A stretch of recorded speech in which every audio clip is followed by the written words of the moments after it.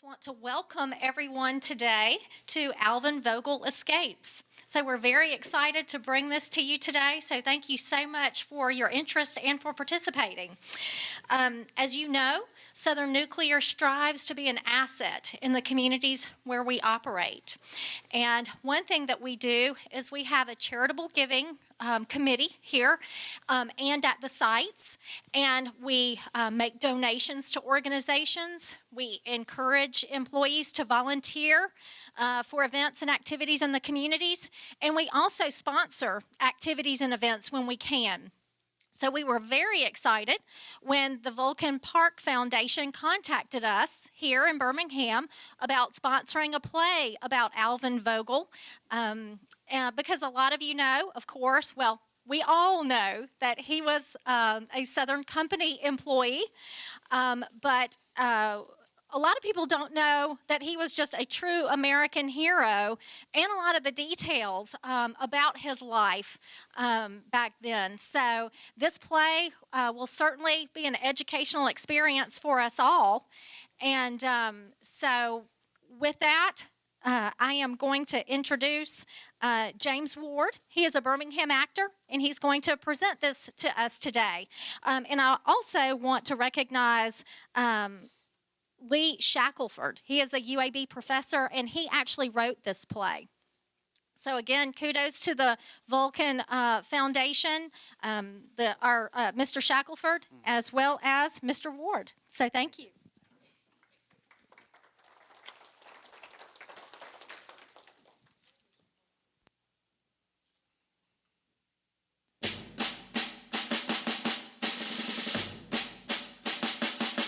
I like that sound, that rhythm. It's orderly and precise. Listen to it. You always know what's going to happen next. You see, when you do what you're expected to do and do it when you're supposed to, it tells other people they can rely on you, and that's good. But there's another side to it. Predictability can also be a terrible thing. If you literally cannot do anything other than what you've always done, if your mind cannot allow for a break in the pattern, then you're trapped. And some folks like being locked up. They do. They like for their world to be as small as possible and for absolutely everything to always be exactly the same. Well, that's not for me. You get to know me well, and you will find that there is nothing that rubs me the wrong way more than being holed up and fenced in. Being told that there is only one way of doing things. We've already told him we don't do things like that here. I know, sir, but he insists on talking to you about it in person. And you say he's only 15 years old? That's right, sir. His name is Alvin Vogtle. I think that's how you pronounce it. Vogtle, sir. Alabama Polytechnic's charter states that you accept students on the basis of their ability to do the work, to progress with their studies, and to complete all degree requirements. And I know I can do all that. For one thing, I just read the university's charter for the first time just a few minutes ago. I have what they call a photographic memory, a tremendous asset for a student. Be that as it may, we have a reputation to uphold. Since 1856, the Alabama Polytechnic Institute has been proudly graduating the finest scholars. Graduating proudly, sir. You said proudly graduating. Well, that's a split infinitive. Vogel, get out of my office. Yes, sir. And if anyone in admissions gives you any more grief, tell him to come see me. Yes, sir. So let me see if I understand this. When you finish your general studies at Auburn, you now plan to go to the law school at University of Alabama? I suppose you've made up your mind and nothing can change it. Well, I want to join a law practice, but I'm also going to fly.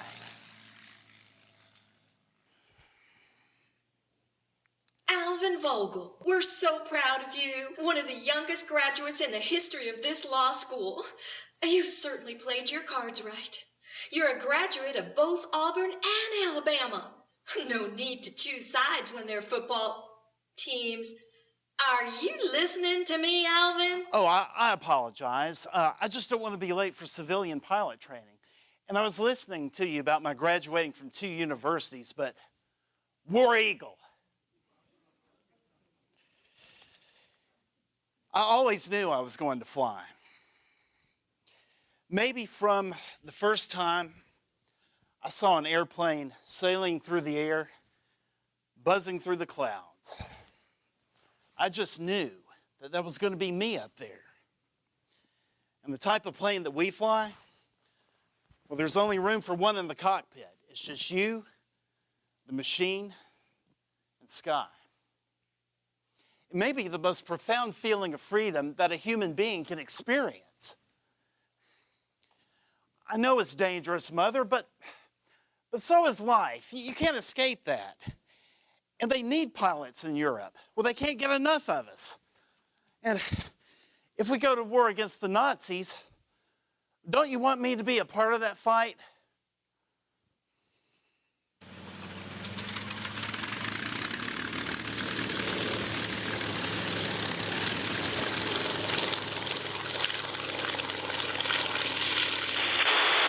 Army Air Corps 15, you're cleared for 11,000 feet. Good work, Vogtle. Clear for 20,000.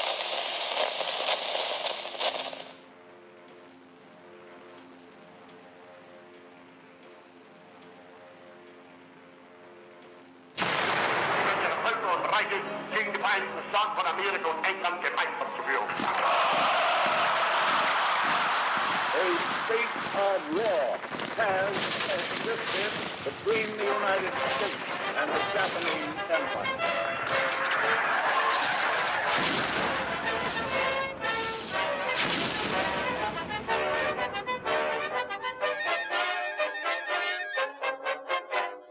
Hereby assigned to the 52nd Flight Group, 4th Fighter Squadron. Vogtle, sir, reporting for duty. Ladies, where you from, son? Alabama, sir. Oh, Sammy from Alabama, like in that Three Stooges movie. All the boys here are big fans of the Stooges. You a Stooges fan? Good, you're gonna fit in with this bunch of knuckleheads just fine. Now get your gear together, because we're shipping out to Northern Ireland tomorrow. We're gonna learn how to fly the Supermarine Mark Vs. The Spitfire, yes, sir. I've been dreaming about flying one of those.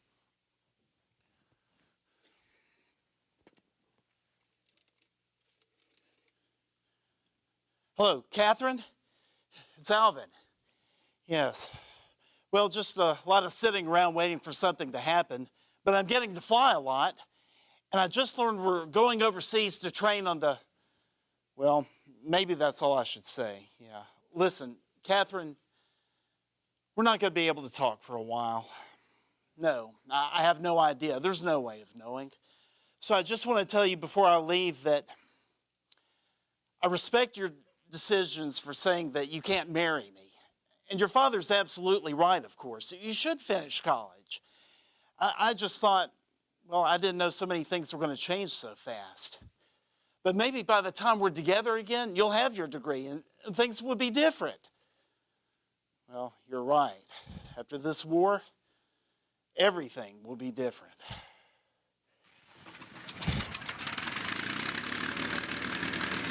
Catherine, they're warming up the engines. We're going to be taking off soon.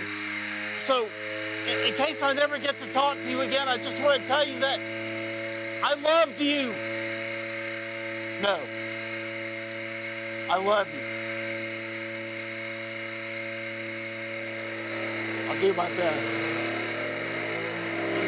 Just tell everyone there hello for me. Hello, Catherine?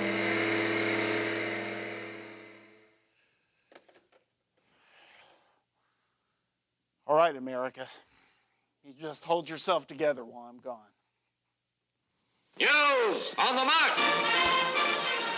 Allied forces take to the desert on foot and through the air, pushing the Nazis back from North Africa. And despite all efforts of the Nazis, the Allied pilots continue to deliver personnel, materials, and secret information to resistance forces throughout the area. Hey, Sammy, stop gold bricking and get to your plane. You, Rivers, and me, we're delivering a secret message to the airbase at Annaba.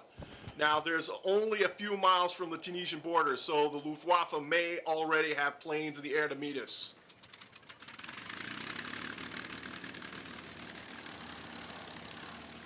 Radio check. Rivers? Rivers here. Check. Sammy? Check. Stay close, boys. I think there's some rough weather ahead.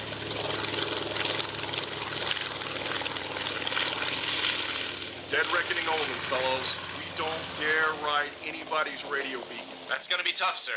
Wind's already up to 30 and climbing. Don't take your eye off that compass. Wind's up to 45, sir. Take it up to 5,000.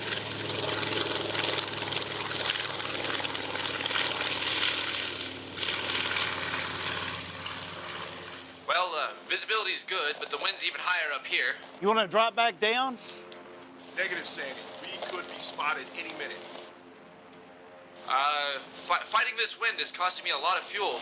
My gauge is dropping so fast I can see the needle move. Push it to the limit, guys. We can refuel the anima. I don't know, Cap. The turbulence at this altitude is increasing. I can't even read my compass. It's rattling so hard. Yeah, I think we're off dead reckoning. All right, let's get down where we can see the ground, but keep your eyes open, fellas. We're mighty close to Nazi territory. Roger that. Visual contact with the ground. Can't see any landmarks. What the hell? That's the flag battery at Bizerte. Bizerte? How'd we get all the way? Mind that. Just follow me. My fuel's dropping fast. I am. Guys, very soon I'll have to ditch. You're not the only one. Keep your eyes peeled for the open desert. Preferably on the Allied side of the border.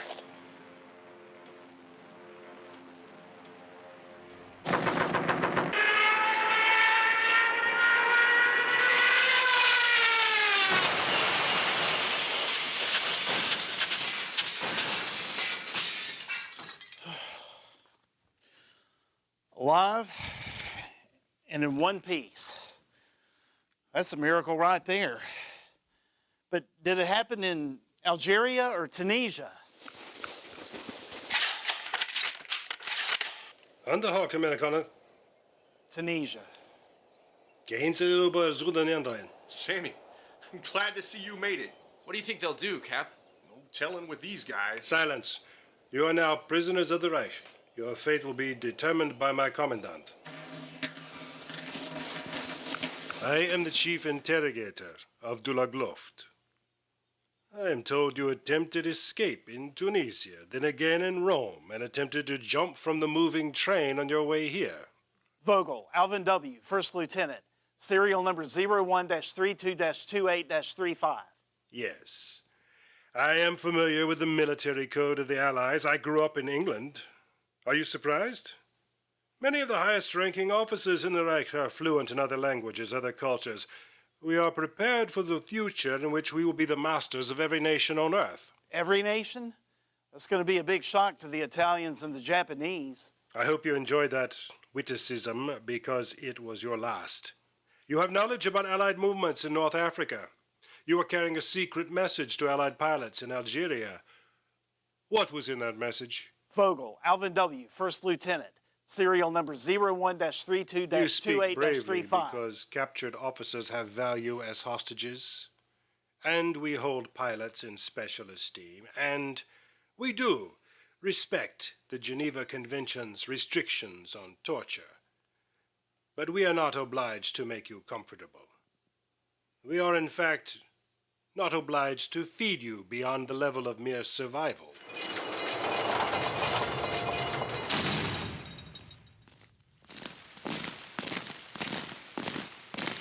Guards march past this door every day at exactly the same time, like clockwork.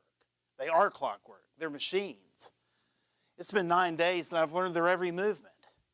By the time I figure out how to escape, I'll know things they don't know.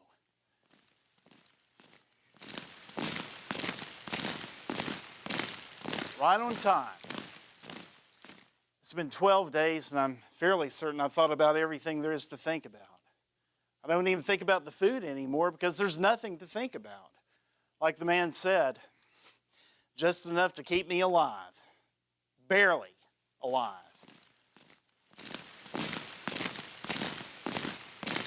Day 19. I'd said I'd thought about everything there is to think about, but I guess it's because whenever I try to think of something else, my mind always goes back to Catherine. Sweet, beautiful, clever Catherine. I wonder if she's heard my plane went down behind enemy lines. Does she think I've died?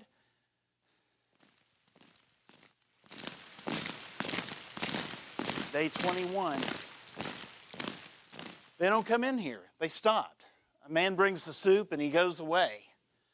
And they don't even ask anymore about the Allied forces in Algeria. They don't even ask. Herr Vogel, you are to be transferred to the maximum security facility in Poland, Stalagluf 3. I'm not disappointed. I feel like I've accomplished something important. Now, did you see how many goons they sent to march me from there to here? You know, the first time I tried to escape, the Germans put 2 guards on me. The second time it was 3. And tonight it was 4. If I can keep this up, I'll have the whole German army occupied. Die Gefangenen werden nach Stalagluf gebracht. Die Gefangenen werden nach Stalagluf gebracht.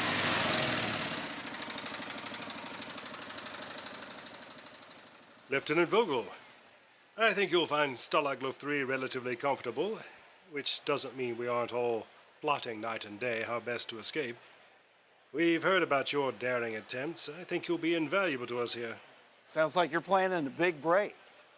We've begun work on a series of tunnels through which we believe we can evacuate 250 men before the Jerrys catch on. 250? That is the plan, except we frequently lack certain materials, supplies we have to make disappear from the Nazis without being noticed. You just tell me what you need, sir. I'll figure out a way to get it.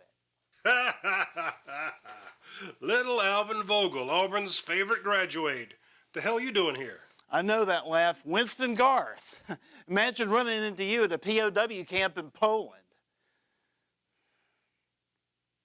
Yeah, we got a lot of catching up to do and a lot of time to do it because we are not going anywhere until this war is over. What are you looking at me like that for? You're not going to try to bust out of here, are you? It is the sworn duty of every captured officer to escape. And failing that, his duty is to harass, confuse, and otherwise distract the work of the enemy. And you may not know we were trained for it. Pilots flying so close to enemy lines, well, of course we were trained in methods of escape. And, you know, there was always the risk of being captured, interrogated, imprisoned, tortured. So we were trained in methods of escape. We were trained to think differently, to look at opportunities for things that might not have been so obvious. I'll give you a simple example. Now, it might be obvious to you, but it's not to most people. When we were captured, of course, they took our handguns and anything we were carrying that looked like it could have been secret information. And they took the compasses we carried. That way they figured even if we got out, we'd get lost so quickly, they'd have no trouble bringing us back. There was this one day, I saw these 2 German officers throwing out the day's trash, and inside the barrel was a broken radio. The tubes were shot, and the case had been smashed with a hammer so we couldn't use that for anything, but they forgot about how useful the metal inside the tubes could be. Now, in the radio, there was a magnet at the base. Now, you stroke the wires across that magnet about 50 times, and they become magnetized. I made compass needles for 20 of our boys from that. And on the other side of that fence, all they have to do is find enough water to float that needle in, and that needle will point north. Sometimes, that's all you need to know. Vogel, a quick word if I may. Yesterday morning I mentioned that the number 3 tunnel entrance would be safer if we could reinforce part of it with concrete. And last night you delivered to that committee a 50-pound sack of concrete powder. Are you asking where I got it? Of course not. Vogel, you and your team have provided us with bundles of cloth, reams of watermarked paper, photographic materials, all without the Jerrys ever noticing those things were missing. It's no wonder my men call your team Sammy and his 40 Thieves. I take great pride in that, sir. But as honored as I am to be a part of the support team, I would very much like to be among those chosen for the Great Escape. You see, there's this girl. I'm afraid she thinks I've died. And if she does, well, she'll give up on us ever being together again. And I want to at least get word to her. I understand. Perhaps better than you might imagine. But all of that, your exceptional service, your motivation for escape, it makes what I have to tell you that much more difficult. You see, the Jerrys have decided the British and American officers are all getting along too well together. So you and the other American officers will be relocated to the South Compound tomorrow. A long way from any of the tunnels. So we'll be making the attempt with British officers only. I'm sorry, Vogtle, but if I know you at all, you'll have a new plan to escape within the week. Roger, I'm working on a new plan right this second. Sometimes you have to wonder if people who design prisons ever think about how people can escape. Now, this new South Compound they put us in, for example, they put sand in between the common area and the perimeter fence.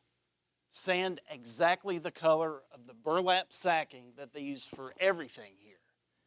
Now, if I can gather enough of that burlap and then stitch enough together to cover myself with, I can just crawl out onto the sand and blend right in.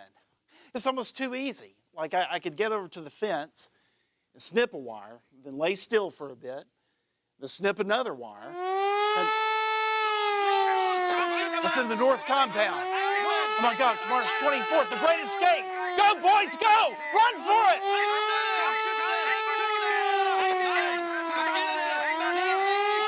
I wonder how many got away before someone sounded the alarm.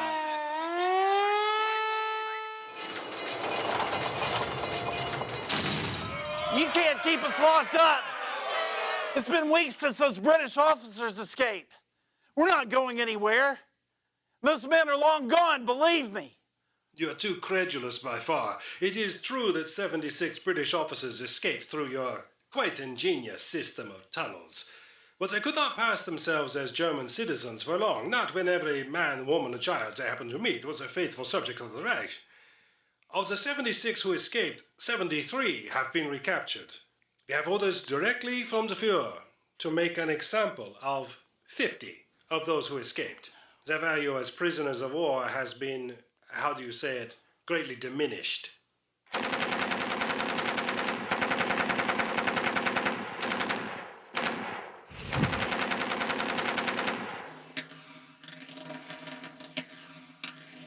Winston, listen.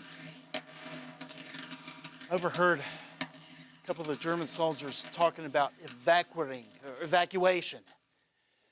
They didn't expect the Russians to push this deep into Poland. Now, the Nazis are going to have to run for their lives and take us with them. Now, if they march us out here on foot, well, that's 90 miles. 90 miles through the snow?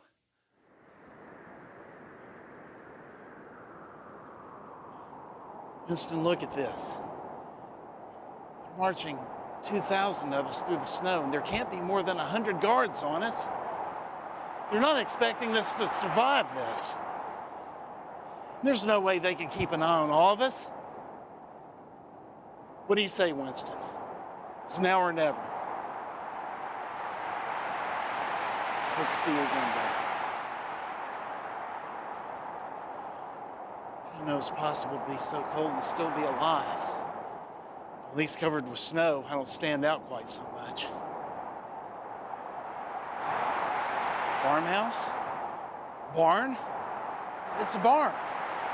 Doors unlocked. Oh my God, straw. I can hide under the straw and they'll warm me up and dry out my clothes. I'm saved. Papa, da ist ein Mann. Das sich im Stroh versteckt. Was ist das? Wer bist du? Ich bin der erste Leutnant Alvin Vogtle. Ich bin den Nazis entkommen und bitte um deine Hilfe. My name is Otto. I'm glad to see you have escaped from the Nazis. I hate them with a hate few people can understand. They have made the word German an insult throughout the world. But I cannot hide you. Other farmers here have seen you. They know you are here at my farm. They will tell what they know unless I take you to the Gestapo myself. Herr Odell, we're on the same side. Now I'm fighting to bring these people to their knees to give your country back to you. So you're going to call the police? You already have.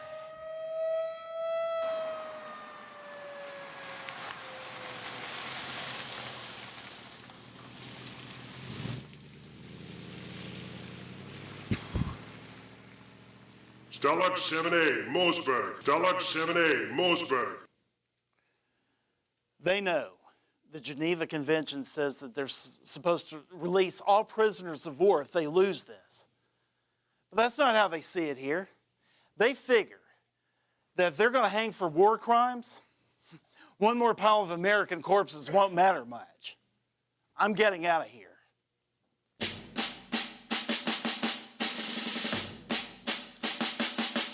The guards march past this door every day at the same time, every hour, like machines. They don't vary a thing, because if they did, someone would have to think. Every day at about this time, 15 British orderlies are marched through that gate, forced to deliver supplies. And they're dressed almost exactly like I am. The next time those 15 come marching through here, there will be 16 going out.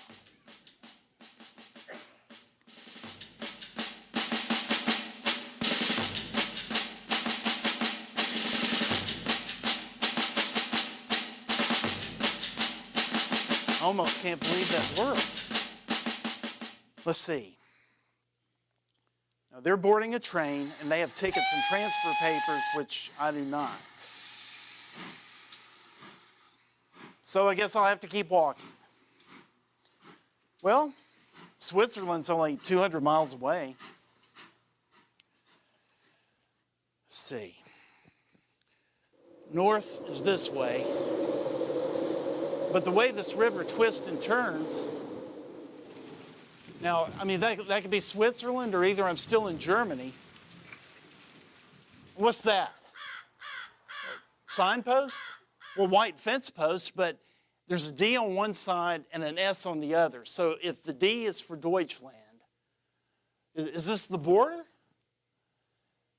That must mean this river is the Rhine. Now, either I'm in Switzerland or somehow I'm still in Germany.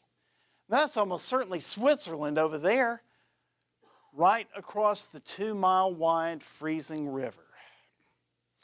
Not stopping now, so close.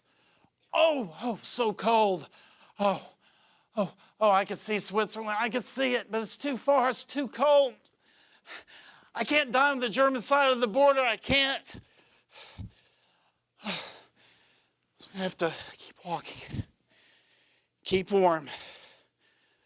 Walk around the river if you have to. Keep warm. Keep walking. Something white on the bank of the river. Long, white, and curved. Rowboat. It's a rowboat. A rowboat. One rope holding it.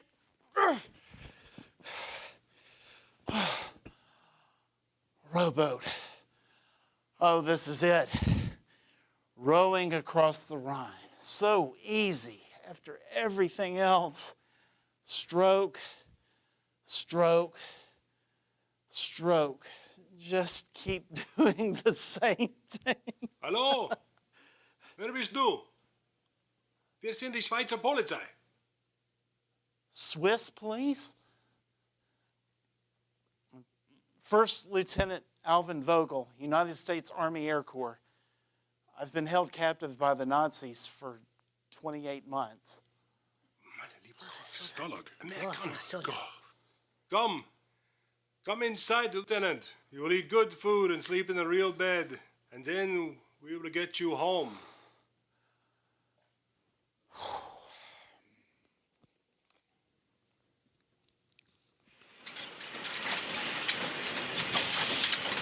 My dearest Catherine, I can scarcely believe it myself, but I'm on a train rattling across Europe. I'm on my way home. I hope you won't be too surprised at how I look after all this. The doctors in Paris say I weigh 110 pounds. So you better tell Mother to get all those good things to eat ready.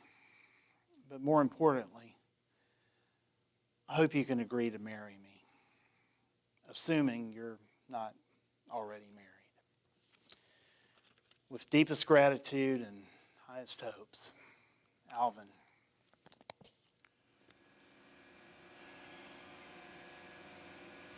Take a good look out of your port side windows, fellas. That lady you see in the harbor is the Statue of Liberty. I don't believe you can really appreciate the United States until you've been gone for a long, long time.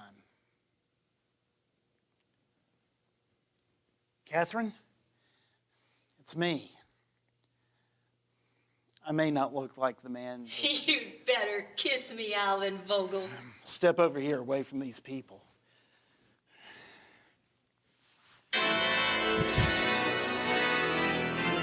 Lieutenant Vogtle! Mr. Lieutenant! Alvin!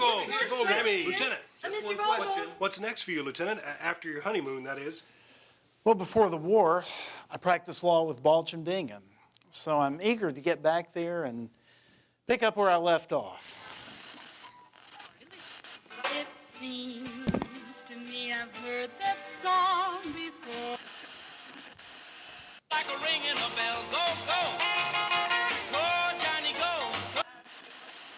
Son, I spoke to Judge Logan Martin today, and he wants you to be his brother's personal lawyer. I don't have to tell you his brother is the president of Alabama Power. Alvin, I'm Harley Branch. I'm being kicked upstairs at Southern Company. They want me to be the CEO. I'd like you to consider leaving the law firm and come work for Southern. I think it wouldn't be long before you were its president.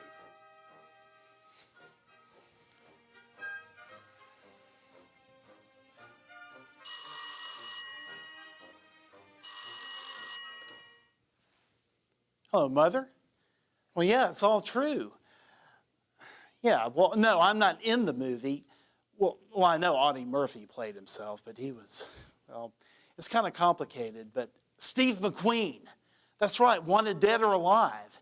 He was a real nice guy. He took me to dinner. He wanted to hear all about it from someone who, well, no, he's not playing me, Mother. I mean, he's just the star. Well, I mean, he's the star, so he's, well, if you want to know the truth, the character James Garner will be playing is the one that's most similar to, yeah, that's right, Maverick.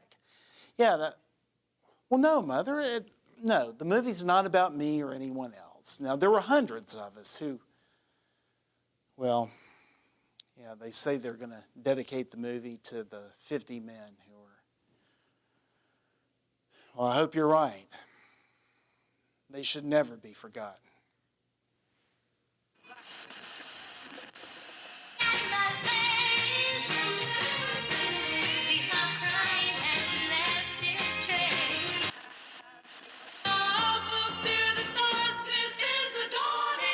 Never understood that one. It's got to be a morning after. Board of Southern Company has elected as its president Alvin Vogtle, whose remarkable life challenges Kind of leadership for which the utility has become known. Remarkable life. Chairman of the board, Southern Company CEO Alvin Vogtle. Ladies and gentlemen, your chairman. Starting today, September the 12th, 1974, Southern Company will reduce its construction budget by 1/3 over the next 3 years. Yes, that's nearly $2 billion. Between the ongoing inflation crisis in the American economy and the OPEC oil embargo, the cost of expanding our infrastructure to meet the needs of our customers has more than doubled, and it's out of reach. Now, it pains me to take this action because the reliability of electric service in the years ahead may be affected. That announcement took guts, Alvin. I know you don't like any of this. Sir, we've reviewed your proposal to offset losses by issuing new stock. You simply can't do it. Consumer confidence is in the toilet. People are waiting in line at the gas stations, and when you get the gas, a gallon costs 55 cents. It's insane. You can't sell stock under these conditions. At our last offering, the stocks went for $17. Their value right now, $10. You'll never be able to offer enough to raise the kind of money you're talking about. You have to sell 17 million shares. And even if you could, it would hopelessly dilute the value of the stock we've already sold. It cannot be done. It would be the largest equity sale by a utility ever. And there's a reason why it's never been done. Because it simply will not work. We're trapped, Alvin. Have to wait it out. No way out. No escape. We're trapped, Alvin. No way out. No way out. Wait it Boxed out. Boxed No in. escape Have to wait from it out. this. No No escape. way out. No way We're out. trapped, No way out. No way out. No way out. No way out. There's a way of doing things. Everybody knows that. Unwritten rules. Look, I've been told that before, that there's no way out, that we're trapped. Maybe that's why businesses fail. They're afraid to break their routine or to do things that they've never done before. Starting today, Alabama Power will sell off shares of their stock. Now, it will raise the money we need and will make regular people part owners of the utility.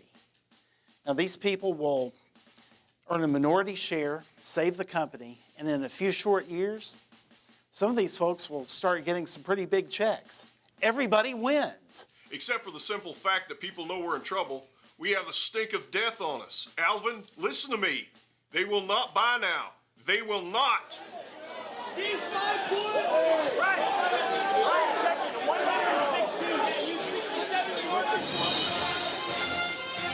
The markets are just closed, and one thing is clear. Wednesday, September 18th, 1974, will be a date long remembered in the history of American utilities. Southern Company stock offered this morning sold out in a single day. The citizens of Georgia, Mississippi, and Alabama purchasing a total of 17.5 million stock, generating more than $150 million and mobilizing the entire security industry.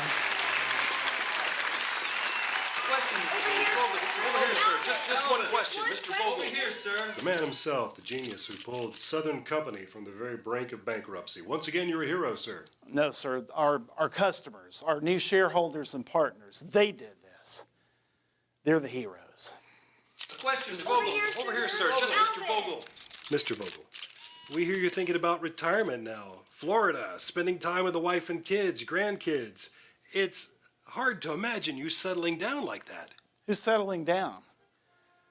For my wife and me, retirement means no schedules, no constraints, and no limitations. I call it the Great Escape.